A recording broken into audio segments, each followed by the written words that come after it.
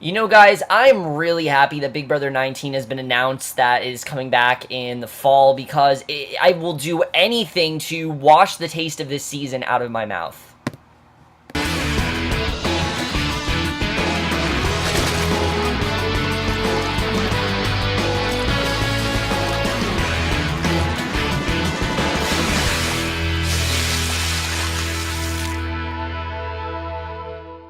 Hey guys, coming up for Big Brother 18, episodes 19 through 21, and obviously I really was not looking forward to this week, as you guys know.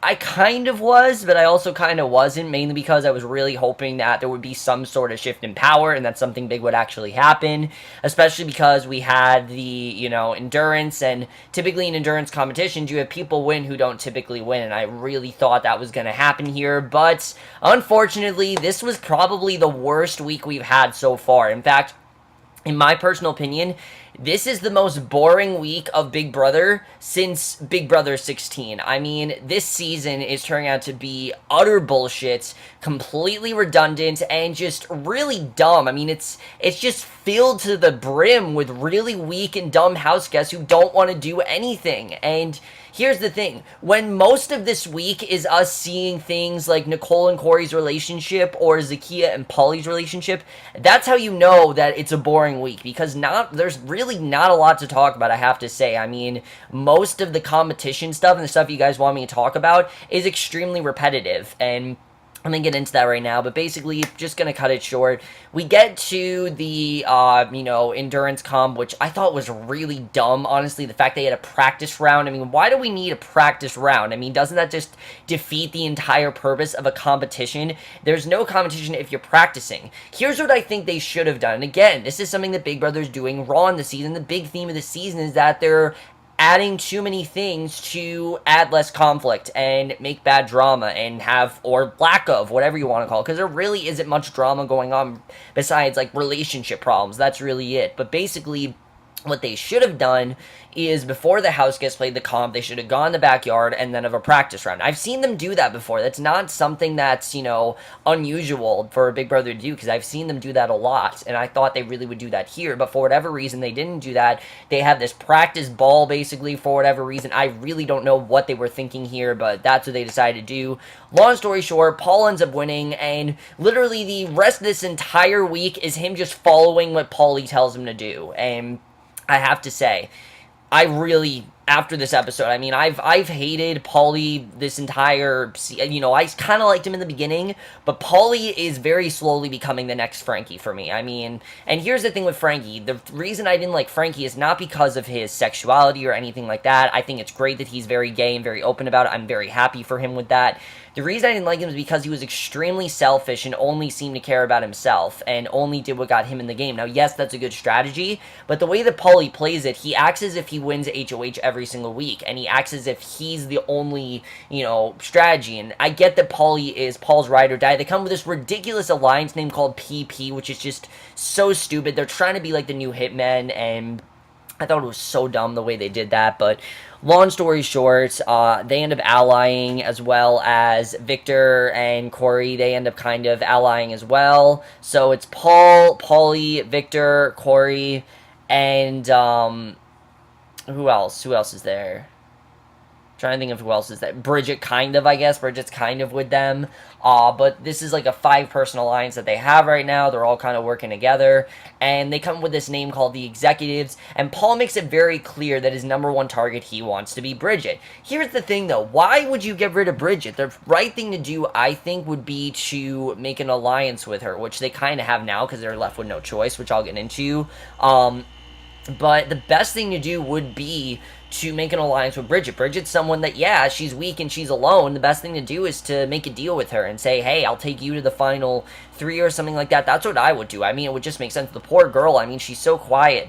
Do I like Bridget? No. The reason I don't like Bridget, again, is because she's very innocent, and I think she's just too innocent to be in this game. She's too hurt. She's too innocent. I will say, she's not the most miserable house guest, and the one that I feel is the most ridiculous and the most intolerable. The most intolerable house guest, and the one that's going to outburst more than anything, is Michelle, which we'll get into because that's just another story that's completely ridiculous.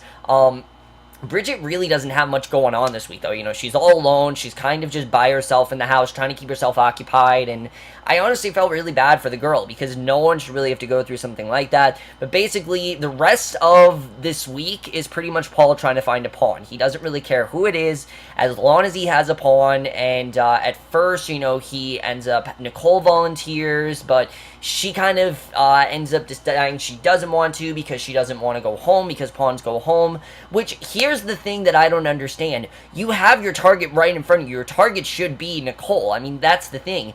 Paul seems so fixated on getting Bridget out, and the entire house, mind you, you know, seems so fixated on just one person like Frank that there seems to be no other options, when Nicole I think would be the right option. Nicole's someone that's going to go very far in this game if Corey continues to ally with you guys. The best thing to do is to get rid of Nicole so that way Corey can actually ally with you, because if I was Paul, I'd be worried. I really would, because Corey's in a very tough position here. Now, is Corey a smart guy? No, Corey's not smart at all. He's very dumb, he's very dense, and he's really playing, I think, one of the worst games right now. But he's also in a tough position where he has this, you know, alliance with Nicole, and they're kind of in a showmance or whatever. I wouldn't really call it a showmance, though, because most of what we see, it seems like these two are just starting to get close. It seems like it's the first week of the game for them. I mean, with her and Hayden, they were already very close. They were bonding very well. You definitely saw they were friends. And that's the thing with Nicole and Corey. I don't see it. I don't see the chemistry. I feel like this is just a strategy for Corey to get him to the end. Nicole seems fixated on him. He seems like, you know, he wants something to do with her. She kind of wants to be with him, and I don't really understand that.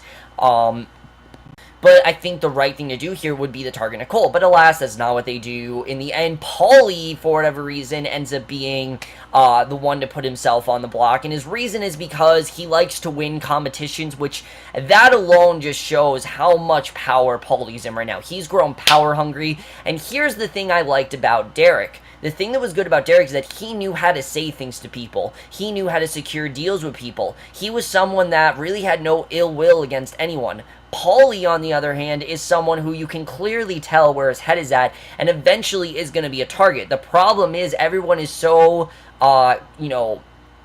clenched onto the boys, and the guys are kind of riding all the girls' coattails that they don't want to do anything. And, you know, if they don't do something, then Paulie's going to end up winning this entire thing. And then this entire season is going to be a disaster if that ends up happening, which I get that that's kind of where we're headed, but I really don't want to see him win. I don't think he deserves it. I think he really is playing way too hard, way too fast. I mean, we're only to the jury this week, and it already seems like, you know, Paulie seems like we're at the end of the game for him. I think he feels like he's at the end of the game, and it's really not. And, so that's really my thing with Paulie. And then the other big thing, only really other big thing in this episode, is that Natalie ended up winning America's Care Package. Very happy for her. Mainly because of the fact that she's not a have-not anymore. We don't have to hear her complain about it. And do I like hearing Natalie complain? No, it's kind of annoying, but hey, here's the thing. She's actually a sweet girl. She actually is someone that genuinely cares about people. And she's someone that also has a very good read on the game. Now, am I saying that you need to be sweet for me to, you know, want you to win everything? No, you don't have to be necessarily sweet, but you at least need to know what you're doing. The reason that Paulie isn't so much power is because no one wants to do anything else. So Paulie's just, by doing something, that by default makes him in power. That's what I can't stand, is that no one really wants to do anything that big. No one wants to make a big move. It's all Big Brother 15 all over again. He thinks he's playing Big Brother 16. I'd say no. He's playing a game like Amanda was in Big Brother 15, where she just ran every single week, and I think he's going to probably in the same fate that Amanda ended up in. That's probably how I feel, at least. So that's pretty much everything that happened Sunday. There really wasn't much to talk about. I mean, most of it was Paul just going from person to person trying to find a pawn, and Wednesday we have Paulie. You know, he's in really great shape, but we also have Zakiya, who's in here, and I gotta say, here's the thing with Zakiya, is that Zakiya could be someone that I think could be in a lot of power and could be very powerful in this game and could really make some really big moves. The problem is, she's so focused on Paulie and wants Paulie to like her that it seems that she can't do anything unless Paulie tells her to, and it's ridiculous. I mean, it's so dated, honestly. I feel like I'm watching like something from like the 1950s when women weren't allowed to do things and they were restrained to things, because that's what it seems like with the girls. It seems like the girls aren't allowed to do anything unless Paulie or the guys tell them to, and it's absolute bullshit if that's what's going on. Zakiya just needs to realize that Paulie does not like her. Plain and simple. Paulie does not like her. He does not want to be with her. He does not have any interest in her. His ride or die is Paulie, Victor, and Corey. That is his ride or die. That's who he wants to be with to the end, and he really, there is no story and there is no end of the game that Zakiya fits in. I definitely think she needs to understand that, and Zakiya could be playing a very good game. Her best strategy would be to ally with Devon. That would be the best thing to do. Which, speaking of Devon, she kind of ends up being the wild card in all this, because Paulie ends up winning POV. Oh my god, such a shock. I know, I'm surprised too. We also have this hilarious meltdown from Michelle, I have to say. This was pretty hilarious to watch, and again, it just shows how boring this week was when this is what's taking most of the airtime, this sad meat shit. I mean, here's the thing with Michelle. She doesn't seem like a nice girl, I have to say. I mean, when she came in the house, she kind of seemed like she was going to be the quiet one, be a little bit nice, kind of be like the Nicole this season. And when I say Nicole, I mean the Nicole of Big Brother 16. Which, let me just compare the two, because a lot of people are saying, oh, Nicole is just playing the same game. I really would disagree with that.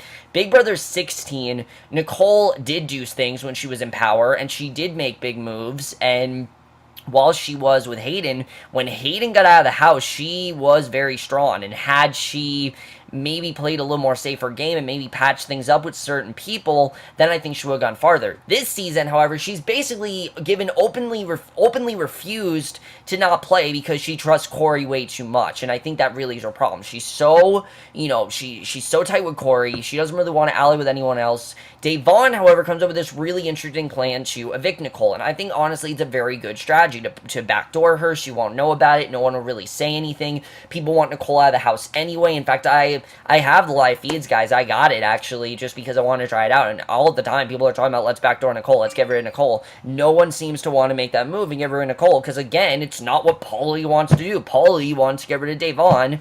So, basically, Paul ends up putting Devon because Devon volunteered as backdoor option. And then, by the way, back to Michelle for a second. I completely forgot what I was talking about. Sorry about that, guys.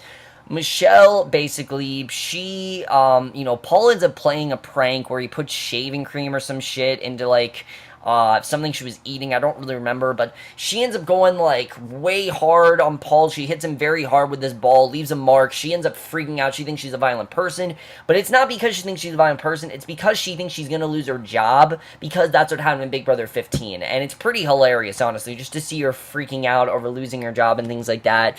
I mean, there's really nothing that inherently bad she's done, and I'm worried that when she does something really bad, or when something bad happens to her, should something bad happen to her, she's just gonna fly off the handle and she's gonna get herself expelled. I really think Michelle's gonna do that. Is she a ticking time bomb? No, I definitely would not say she's a ticking time bomb.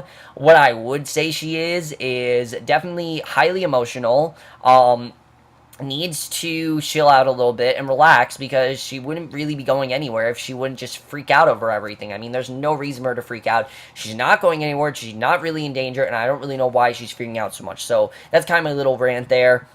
But anyway, let's get back to the end of things, which, like I said, there's really not much to talk about here. Devon ends up getting, being the replacement nominee, basically. She is the pawn, supposedly, but you can tell there's kind of an inside plan to backdoor her. Paulie wants her gone, so that way everyone's trying to get her gone, and Devon's trying to get people on her side. She wants to make sure that she's going to get people secured, especially James and Natalie. We know she's very tight with James.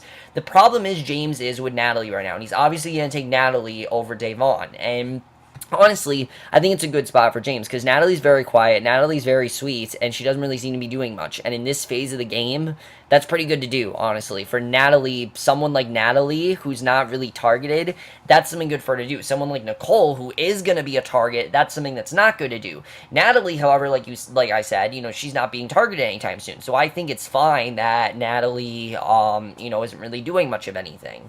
But, basically, and it ends up not working out. Devon is in fact evicted, and the rumors about the round trip ticket possibly, being hers is completely false. We see that she is in fact evicted, and we do hear, though, that she did in fact tell Victor to his face and in his ear that they're coming after him in the double eviction, and he's going to get evicted. The question is, will that, stay true? Are they really going to, backdoor him in the double eviction, which next week is a double eviction, guys? And that's really all to talk about, I have to say. There's not really much going on this week. This was a very boring, predictable week.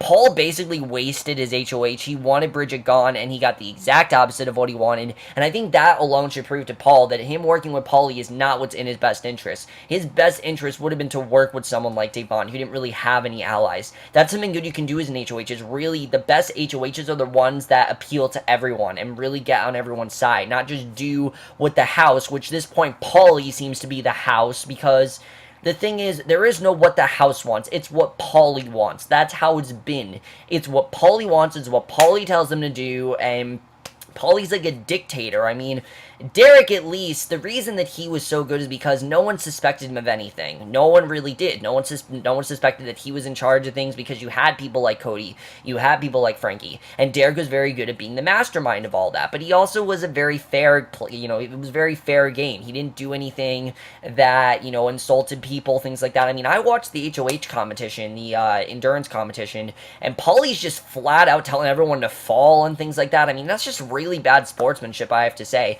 I get that he really wants to win, but, like, he's telling people to their face he's going to put them up. I mean, really, he's grown extremely cocky, and if they don't get rid of him in the next 2 to 3 weeks, he's probably going to end up winning this entire thing. But anyways, guys, that's really all there is to talk about. Next week is a double eviction. I'm very excited about that. I'm really hoping that something does happen, because at this point nothing's happening, and I'm really starting to lose interest. And like I said, I'm very happy they just announced Big Brother 19 is going to be on in the fall, because hopefully that will just make me forget this season. Because right now, to be honest with you guys, this is probably the worst season of Big Brother I've seen, honestly. I mean, Big Brother 15, it was entertaining, it was. This season's just not that entertaining. There's not much going on. Am I going to drop out? No, because I'm just hoping for something, but nothing seems to be happening, and I want something to happen. You got people like Natalie, you got people like James, they could be doing things, and Natalie had a chance to do something. Well, I'll talk about that when we get to next week. But anyways, guys, that's really it for my review. Notice it was a very short review. Don't have much to say. Seems like the same stuff is going on every week. Let me know what you guys thought of this week. Love to hear your thoughts in it. Like I said, really starting to lose interest. We'll see you guys next week, which will be for Mr. Robot. Sorry I didn't get to review that today. I meant to review that, but I'm going to review it tomorrow, and I will see you guys for that. Okay, bye.